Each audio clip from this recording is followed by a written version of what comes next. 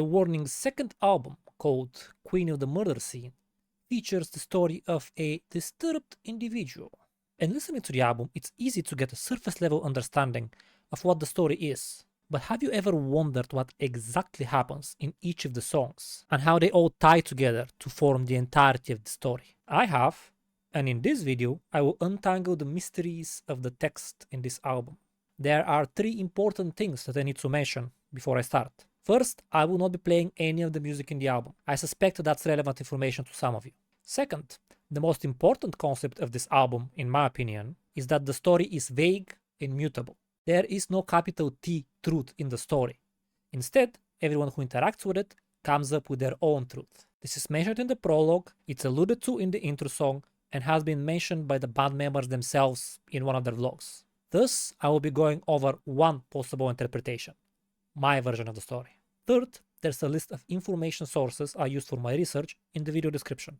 I will not be going over them now, but I will mention a PDF, which you will see a lot of throughout the video, that I believe is the digital version of the booklet that came in with the album purchases. I downloaded it for free from a website called academia.edu, which I happened upon in my research.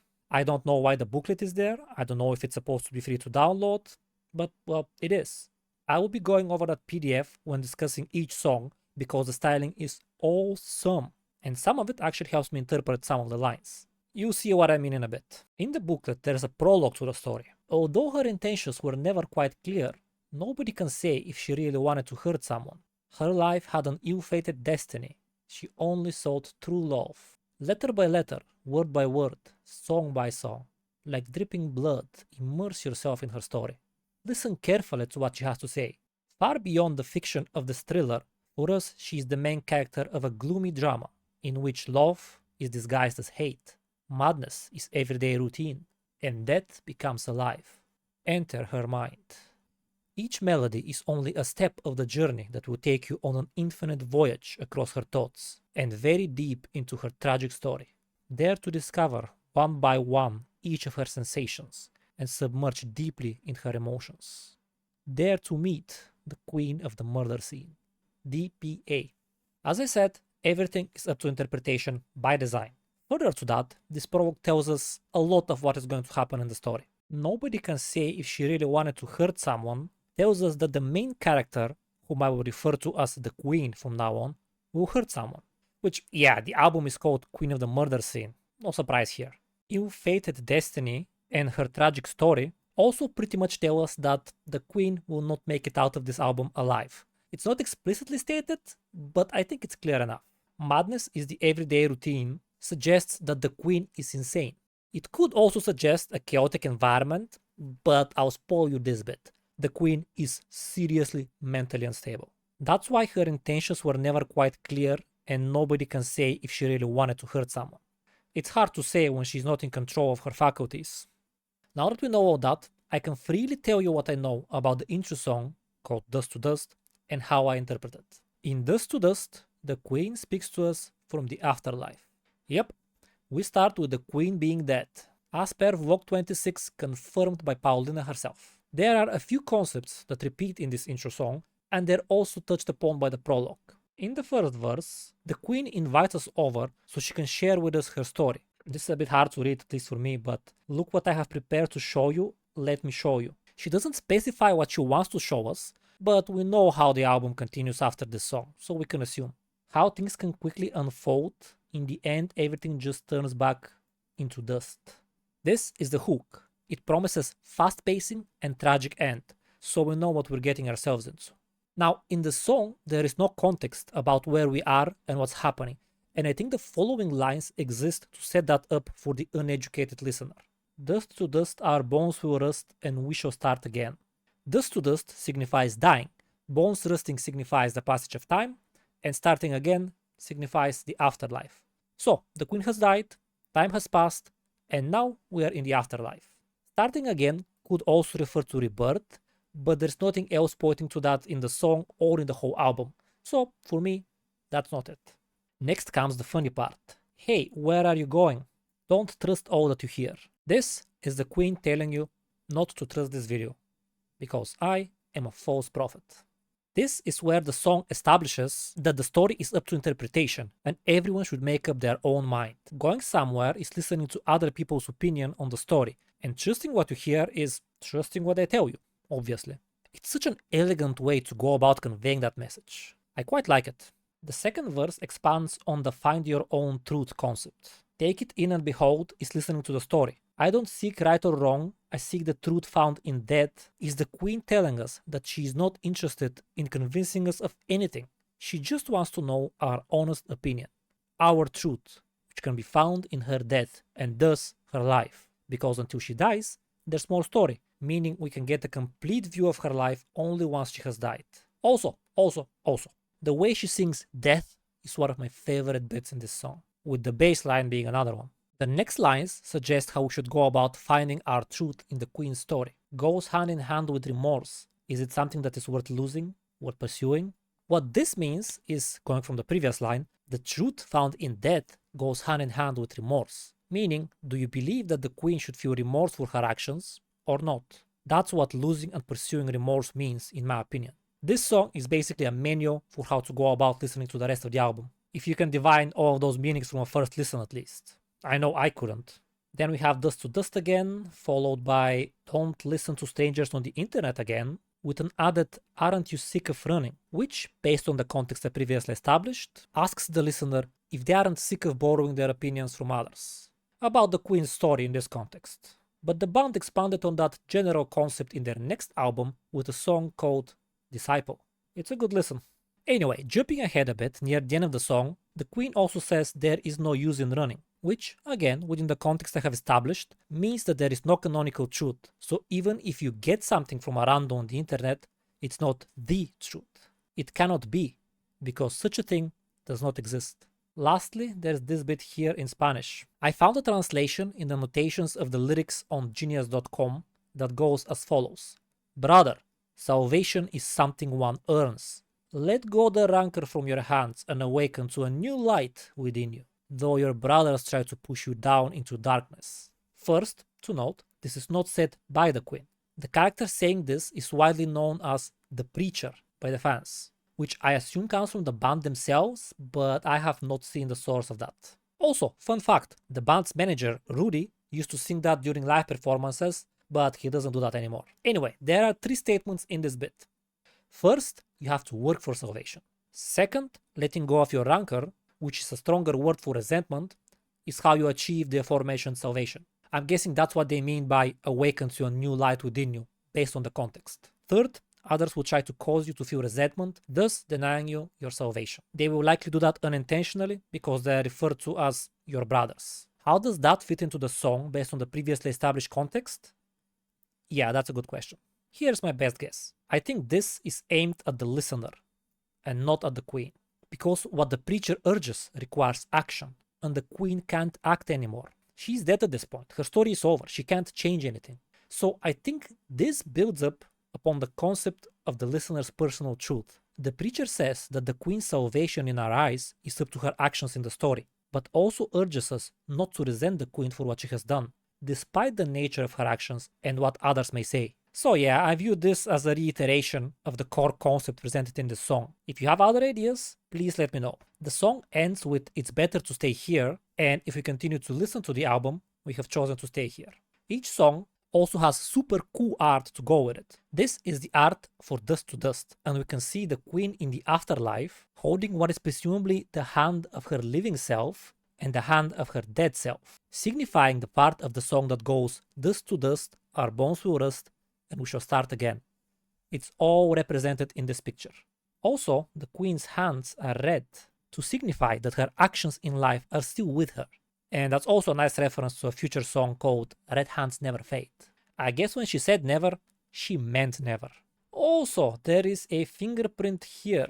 This right here is a fingerprint. And I think this being present in the afterlife once more symbolizes that the Queen's actions stay with her, even here. Fun tidbit before I move on to the next song. At the end of the booklet, there's song credits, and for most of them under music and lyrics, they list Pau, Dani, and Ale in that order, which in itself is interesting because they usually use DPA for Dani, Pau, Ale. So if they start with Pau, that suggests to me that they give her more credit for said song, which is most of the songs on the album. But for Dust to Dust, under music, they put Alejandra first. There is no reason that I can think of to not simply copy-paste that bit. So if there is a change, I assume it's intentional. And I recall hearing that Ale actually had a lot to do with the music in this song because of how important the bass is. And I think the songwriting also started with the bass.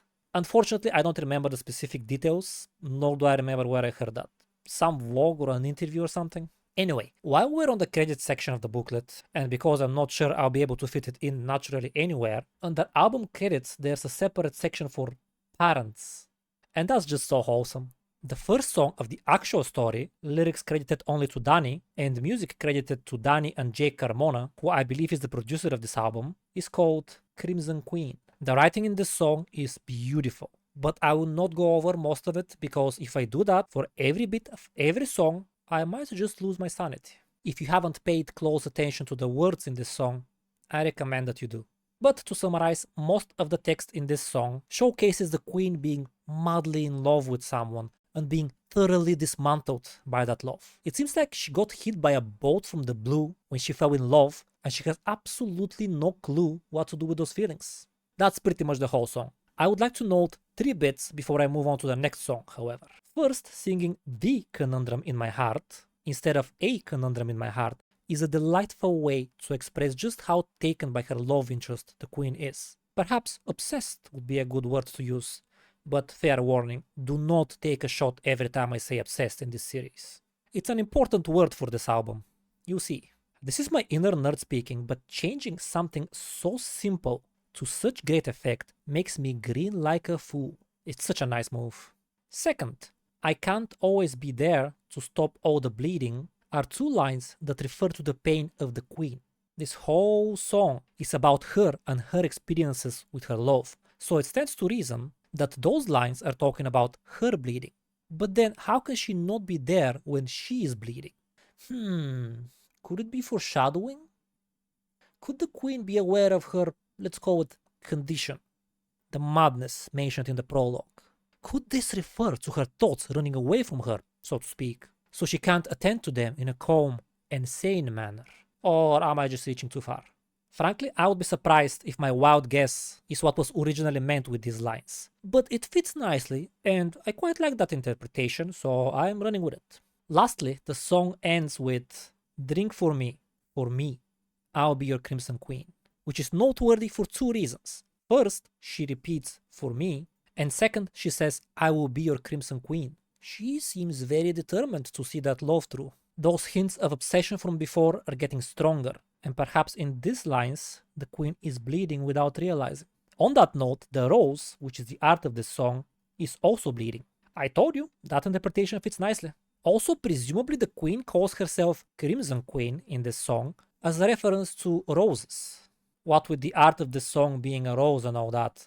But again, this is a stretch, but if she has a mental condition from which her madness mentioned in the prologue stems, then even if that condition has not manifested in disastrous ways yet, perhaps on an unconscious level the queen is drawn to the color red for other reasons. The next song is called Ugh, which is the mental state of the band while writing this song as reported by them in Vlog 23. I assume they decided to roll with that name because it also describes the mental state of the queen in this song. We can clearly see in the styling of this page, coffee stains to manage the frustrations, a burn mark in the corner for some reason, and in the art, the queen is cracking and breaking. In this song, she succumbs to her feelings, failing to control them and allowing them to grow into something bigger, something more dangerous. We can see in the styling of the lyrics, suppress the feelings, bite them back, with bite them back being written like this, suggests to me struggle and frustration with the inability to handle that struggle. I would like to specifically point out that I love this next passage. It's disturbing, unsettling, and downright scary. It's a wonderful arrangement of words. Now, serious mental derangements don't sprout from nothing, which is why, as I said, I assume what the queen has is a pre-existing condition. But here, we can see where her descent into the madness within her mind truly begins. Now I am trapped within, slowly sinking in. Waves of never-ending terror stay forever. Yeah, that hit hard. I really like the interaction of never ending and stay forever, where you can read that in a couple of different ways, but let's say never ending means that the terror that comes in never stops coming in, and stay forever means that the terror also never leaves the queen. Also, again, the styling of stay forever indicates frustration if not despair. I'm afraid to see what's become of me would be an indication of the types of thoughts she's getting as a result of the situation she has just described. This is where the evil within starts pouring out, and it's getting harder to keep it from poisoning the queen. That's why the rope she's walking on gets tighter. But, again, stylizing, adding extra meaning to the text, the queen wills herself to cross the fire. The artistic presentation of the song in the booklet really elevates it. And here is a beautiful piece of writing, conceptually speaking. The very next thing after the queen wills herself to cross the fire is her walking towards the fire. She addresses her love interest, asking him to help her and to be with her, when the reason for her troubles is that this very same person is not with her and presumably doesn't want to be with her, which is what is referred with the line, "I don't want to understand." What she would need to understand is that he doesn't love her, but she doesn't care about that. So yeah, she's pretty much walking into the fire, and maybe also taking her love interest with her. She does say "we are so far from the ground" when addressing him. In text, her diary, maybe her thoughts, I don't think she's actually speaking to him here. Perhaps this gives us a hint at what sort of dark thoughts visit our protagonist.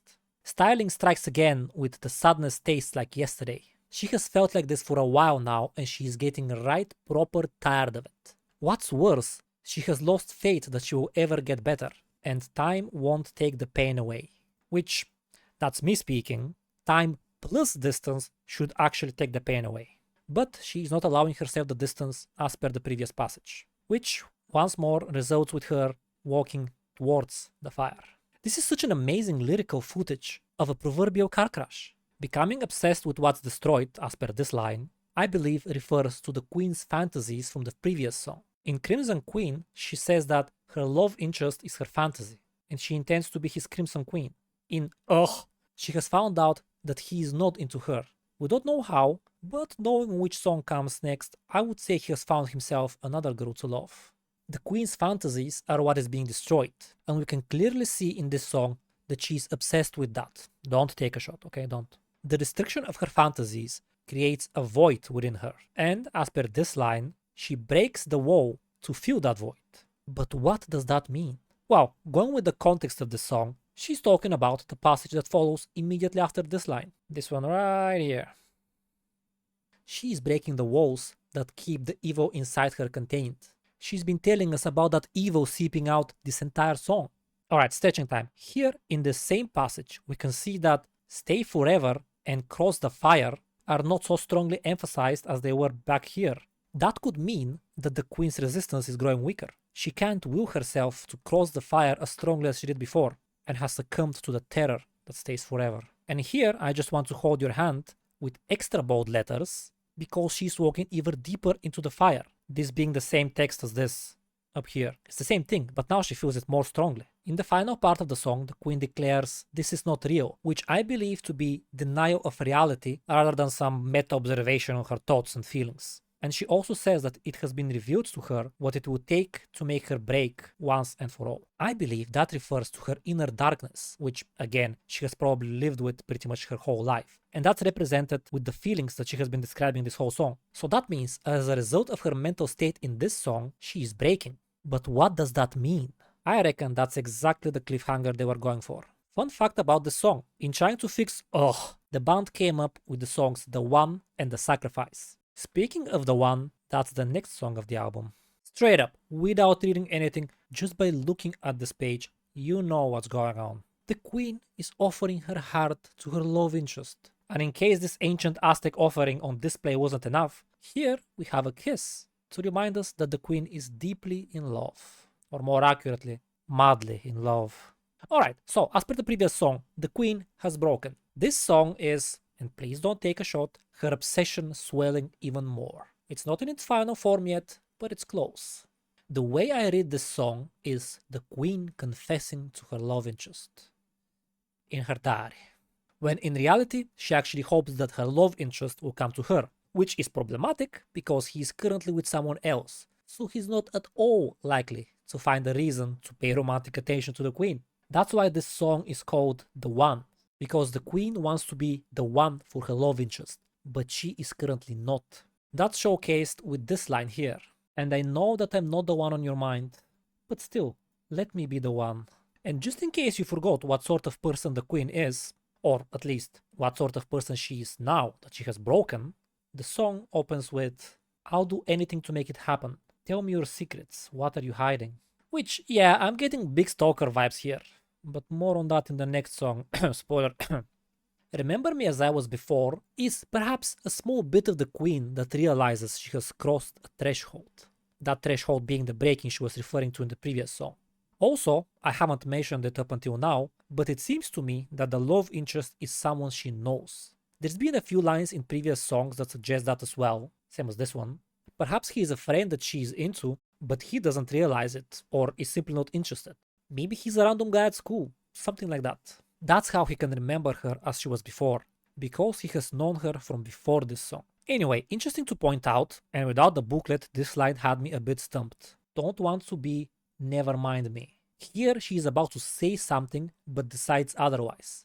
Perhaps the thought of not being the one is too much for her to bear. Another instance of styling showing emotion. My heart is true, it beats for you. And I can just imagine her pressing her pen harder for that part and writing faster. This next part is why I think that while the queen is very much head over heels for this person, always staring from afar, fantasizing that something might happen. And also this bit where she basically says it. Give me something I can feel, I'm too afraid to ask. We can also see the word afraid capitalized here the second time she says the same thing. And here we have more of the queen's impossible desires. Say that you will really never hurt or leave me, with emphasis here. Say it and it will come true. Hold me like you really love me. Tell me that you do. Give me something I can feel, I'm too afraid to ask, and so on and so forth. This is yet another beautifully written song. Anyway, what the queen wants is not happening. It's straight up delusions, which is exactly the context in which I want to read to you some of the most creepy lines of text I can think of, with nearly all of the other creepy lines of text that I can think of also being from this album. And I want to kill all the love that's for you, so that only mine remains. There's nothing to choose. You look at me and only me. Confessing her love and running with the outcome, whatever it may be? No, sir, not the queen. The queen does things her own way.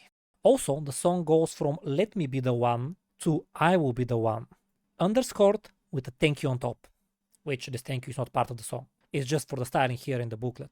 She is mental. She knows the situation, and yet she believes not only that something might happen, but that something will happen. And let me tell you, it gets much worse with the next song, as with any good story.